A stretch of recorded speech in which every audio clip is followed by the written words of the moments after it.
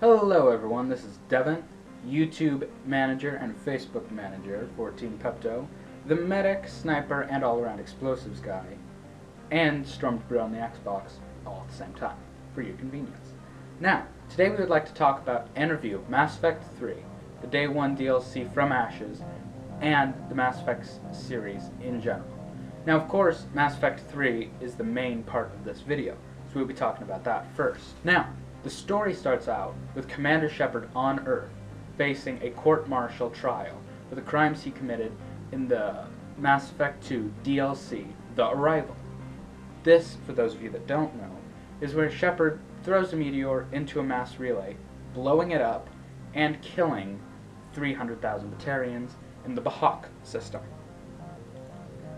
Obviously Shepard is in it deep, but during his trial, the Reapers attack Earth. Shepard must then leave Earth to unite the races of the galaxy. He is ordered by Admiral Hackett to visit Mars before he leaves the Sol system.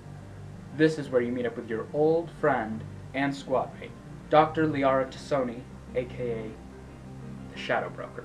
Now, during this, Liara lets you know that in the Mars archives left by the Protheans, there's blueprints for a secret superweapon that could ultimately wipe out the Reapers entirely.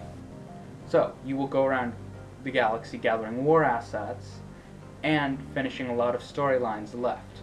The storylines being finished, obviously, are the Genophage, the Quarian and Geth conflict, and you get to visit every homeworld. Obviously, there are a lot of conflicts in this galaxy, more than I could talk about in just one short video. But just to let you know, you get to go over everything. A lot of things actually have some humor in it too, which I personally like. Now, the Citadel is bigger than ever, and you will get to explore that thoroughly, and there are tons of missions on the Citadel. The minigame scanning, the planet scanning, has returned, but with a slight twist on it. You scan planets for war assets. No more tedious little monitor over here which will let you know when you're on a resource. There's no more resources. The upgrade system in this has also been revamped with your weapon customizations. You will be barraged with a crap load of weapons, and you'll be able to customize them how you see fit. From ammo capacity to damage to even a scope, if you want it on your pistol, SMG, anything. Except shotgun. Kind of irrelevant. Now, as Commander Shepard goes through this, he will find out tons of things about himself and about the race of the galaxy. That's where we leave it with the story. Any other part of it would completely ruin it for you guys, and I don't want to be the one that does that. The others can, but I'm going to be the good guy. I'm on your side there. Now, we'll move on to gameplay. Gameplay is super increased.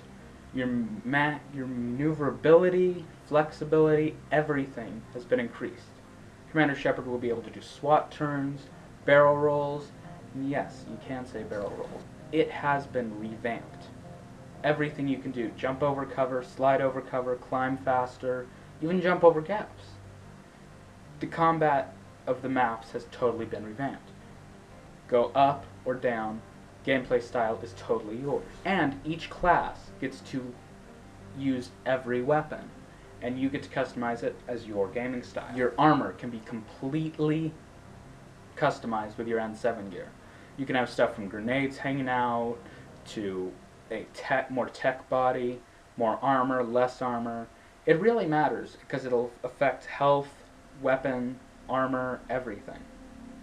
There are also some preset and non-customizable armor stats, as you probably know. They have made a return, but there is an option where you can take off your helmet in conversations, so you can still see your armor while seeing your Shepard's face. I personally prefer that because I like to see their opinion. But that's just me. Multiplayer is also a big part of this now. The multiplayer can get a little tedious and repetitive at times, but in the end, it's really fun. You go through 10 waves and then an extraction round. Every map has been taken from one of the N7 missions on your main storyline, and you will get to pick between the races of the galaxy. There are a few that are left out, but I believe they will come out in DLC. Currently, you can play as the Quarian, the Drell, the Krogan, Turians, and Salarian. Oh, and Asari. I left them out, don't really like them very much, but yeah. You can pick up to 2 weapons, and you can upgrade up to 3 powers, plus your fitness and different training stuff. Now, for the Day 1 DLC and all of its controversy, it's actually pretty decent, at least for me, because I got it for free. Do I think you should have to spend $10 on it? No. It's about a 30-minute mission, a very resilient and strong squad mate, and up to 100 war asset. You get to head back to the paradise planet Eden Prime, where, of course, it all started. But they're under attack again. On this game, though, you can actually see the beauty, though. And you can look around and see what you couldn't when Saren attacked at Megeth in Mass Effect 1. Do I recommend this DLC? If you're a big Mass Effect fan, yes. I would give it an N7 5 out of 5 rating. If you're not a big fan, I wouldn't suggest getting this. But that's just my opinion. This is a review. It's up to you. Now, I'm going to send it to Rach and Zach and get their opinions on this Mass Effect.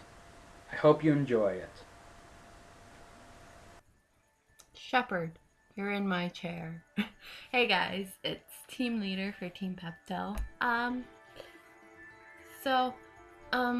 Basically today what we wanted to do was a video on our opinions of Mass Effect 3, because we've all now completed the game. I think all of us but Devin has completed it twice now.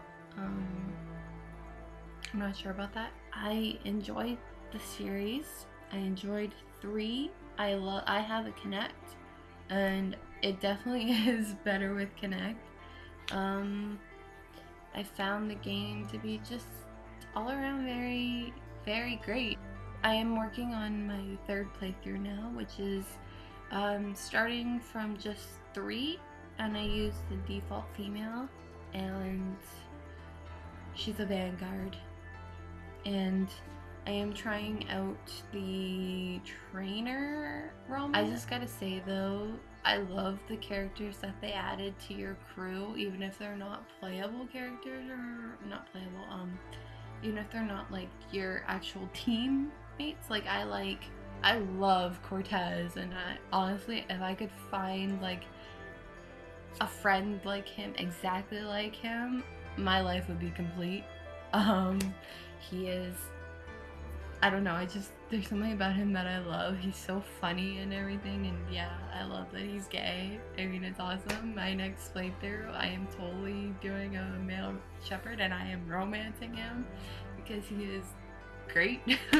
So, I mean, all over, it's amazing game. I love how it ties everything up, kind of, and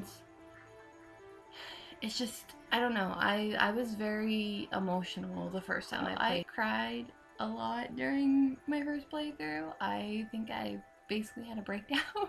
Anyways, I love the game. I love the series. Hell, I even have Mass Effect 3, I have Mass Effect tattoos. I have, I love the series. Yeah, so anyways, I give it 5 out of 5. Even with the ending, like I said, the only thing I'd like is them to just explain, you know, what happens. Alright, I'll keep this brief, because I'm not doing so well. What I thought about Mass Effect 3, I thought it was an excellent game from start to finish. I thought it was great that you got to go to see basically all the aliens' homeworlds, or at least all the primary ones, the Krogan, the Salarian, the Turian, the Asari, and the Varian homeworlds. I thought that was great that you got to see their native environments and get a better feeling of where they come from. Other things I like about it, Love got to see all the fleets and the locales, the cutscenes. Those were fantastic. Uh, I thought it was great that the characters seemed much more alive in this game than in previous games. Uh, and the only thing I didn't like was that the conversations with them, at least the non-significant ones, were more just listening to them talk or have Shepard say a few words and then them do most of the talking, like it did with Zaidi Masani and Kasumi Goku and Mass Effect 2's DLC. But that aside, I thought that the characters were much better in this game and made it far more enjoyable. Being a great fan of the series, having played both of the previous games, I enjoyed getting to see all the tie-ins from Mass Effect 1 and Mass Effect 2, like Dr. Archer from Overlord and the Conrad Warner. I thought it was great that throughout the game you're trying to assemble all these different disparate races and factions and armies and such that to come together for your cause. It was great addition. Personally, I thought that the ending, well, the thing you have to keep in mind when playing Mass Effect 3 is that it's not necessarily just the ending of the game that matters. The whole game is in itself an ending to the series. But then Mass Effect 3, it's not just about this or that, it's wrapping up all the loose ends. It's the Krogan with the Genophage, the Quarians and the Geth, the just everything that they've done throughout the entire series has just been uh, brought all together into this final piece. Uh, I'm kind of not not really disappointed with the ending of Mass Effect 3.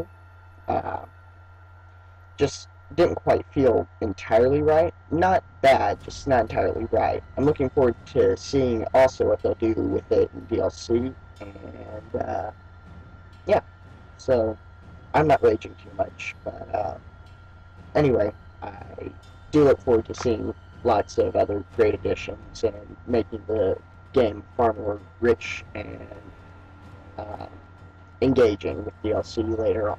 So, Pepto Krogan out. Now, what does Mass Effect 3 get in my opinion? I give it an N7 5 out of 5 review. Now, of course, this is just my opinion. It's a review, but it's up to you. Now, this will be Devin signing out.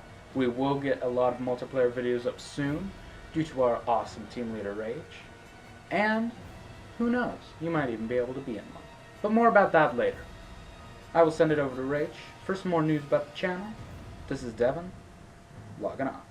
Stay safe and stay strong. Anyways, we will start posting multiplayer videos and everything soon because I have now bought a camera to use for it because I didn't have the camera before. So now that I've purchased one, we are going to start doing the videos and everything. We haven't fully discussed what we're going to be doing with this channel. I think we'll probably stick to multiplayer for a little bit, and we'll kind of do commentary, our funny commentary, but we can also do where we interact with you guys, like you guys ask us some questions about anything and we can kind of just talk about it as we play. Stuff like that, because we tend to kind of, you know, do that on our own anyways. So yeah, anyways,